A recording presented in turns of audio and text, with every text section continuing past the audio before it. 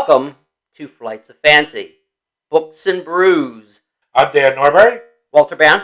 And today we're going to be discussing On Writing, a memoir of the craft by Stephen King. Since it is NaNoWriMo, National Writing of a Novel Month, or however that is. Right. We thought it'd be a good time to take a step back and look at more of an instructional memoir than to go into a whole new book of fiction or fantasy. We start with our flight. So what's our first flight, Walt? We're going with just a straight up Guinness, extra stout. Think of us. This was our entree to the world beyond lagers and Molson. But you know what? It's actually pretty light as APV. Oh, it's like a 4. It's 5.6. 5.6. Yeah. Yeah, it's very low APV, which I usually turn my nose up on. But it is so smooth and so drinkable and usually available on tap at decent bars. So it's always worth getting. It is actually the world's most selling beer. Right. And there's a reason. But it's better on tap than in a bottle. In some taps. Yeah. And it's better in can than it is in a bottle, in my opinion. We choose Guinness as our first flight because really Stephen King is the Guinness of writers.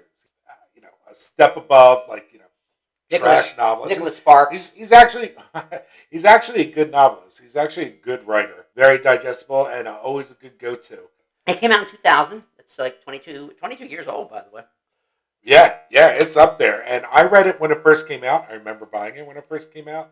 Rereading it now, I really appreciate some of his writing advice more than I did then. Right, and I go to it a lot, especially with his anecdotal about being a writer. And I was really impressed how well read he is. He's dropping a lot of, what you would call my snob kind of thing. He's mentioning Steinbeck and Flaubert. Yeah, he does mention Joyce the bigs. Well, he was an English teacher as well. Yeah. But I love how he actually mentions in the memoir portion. It's like, I'm a slow reader, but I still manage to finish about 80 books a year. That is a lot. Which is a ton of books. I felt all accomplished when I was taking the train in every day, and I was reading a book a week, and I felt like, oh, I'm reading 52 books a year. I'm awesome. No, that's pales. And he's writing almost as many as he's reading. Yeah. So it makes me feel like a failure. Right. Well, he's mentioning, I'm just breezing through here, Dr. Jekyll, The Pit and the Pendulum. In the creative writing section, he even goes even further, and he does. He talks about a lot of modern novelists. He talks about a lot of classics. He's all over the map. Let's talk about the book. The book is broken up into two parts. A memoir part and a part that's almost like a creative writing class. Yeah, like a toolkit and then on writing. Yeah, and he really gets into it. You're actually taking a creative writing class with Stephen King, which is great. Surprisingly, for I would say 98% of the time, he is quite modest all the way through the novel. He felt like a fraud writing this to begin with. An imposter syndrome. Yeah, he's like, why? Who gives me the right to write a book about how to write? He was writing this in 1997.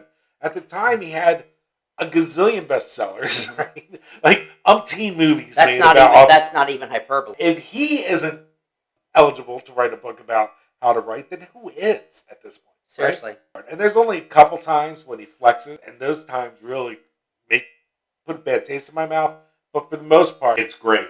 Let's talk about our own experiences as a writer, because really, this being novel writing month, etc., that's kind of what inspired us to do that. I became a writer with my first song. It was called Lone Rider, and it was I wrote the lyric, she's just a lone rider, she's just a lone rider. She doesn't know where she's going, but she always goes to the right place. It's like a narrative poem. There's a bit of irony there. She doesn't know where but I wrote that lyric when I was really young. My first publication came when I wrote a poem called The Most Wonderful Day. And it's pretty cheesy, but it was an optimistic poem it was a descriptive poem. My mom was dating this guy named Bob Hilgendorf, and he liked it, and the guy was, I thought he was kind of a douchebag, but I do give him credit for this. Sorry, Bob. Yeah, he's passed on by now. I know he has. And I was 14. That sounds almost sinister, but go ahead. Yeah, I know.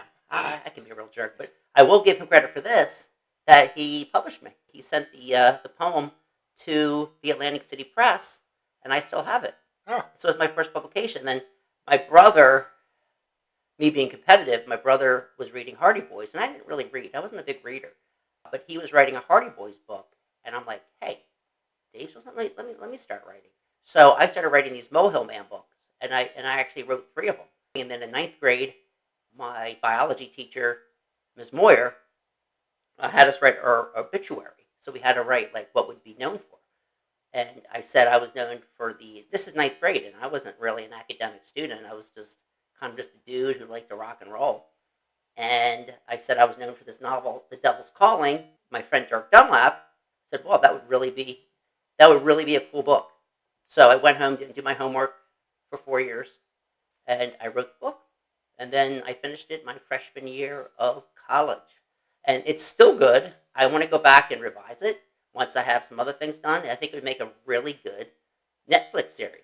Me as a writer, somewhat similar. Started writing when I was young. Used to write stories all the time. Used to tell stories more than I wrote stories, which is something I still do to this day. You love that oral. Yeah, the oral tradition is fun for me. At the same time, there is something to be said about writing. Now, most of my writing has been informed by my past, which is a lot of horror, a lot of mystery type things that I enjoyed when I was younger. So a lot of it falls in that genre. I can't say that I've ever really finished a novel. I've got hundreds of pages of novels that are unfinished that I always say I'm going to go back to, which, this is the month to do that, but I won't. Why not? I'm concentrating more on my short story craft right now. Okay. So I want to get some short stories out there and get them under my belt, and then go back to novels. That's where I'm at, and we'll talk more in the memoir section about what you're going to work on in November. I'm working on a satire that is a Bildungsroman, which is a novel of development of a young person, picaresque novel where you have like a young rogue, and it's a coming of age book. He is a London lad of 12, 13, so right at that sweet spot, and his mother has died. Father's all alone, and he decides to come back to New Jersey. It's looking at modern America through the lens of this very pretentious, but he's lovably pretentious. It's hard because... Just like you. Yeah, and hopefully several volumes. Right now for November, like I said, I'm going to be working on some short story craft. I have a couple stories that I'm trying to put into contests, which is a fantastic way to really find out your strength as a writer. Not so much of whether or not you get picked for a contest, but whether or not you can keep your intent as a writer and meet the strict guidelines of a contest.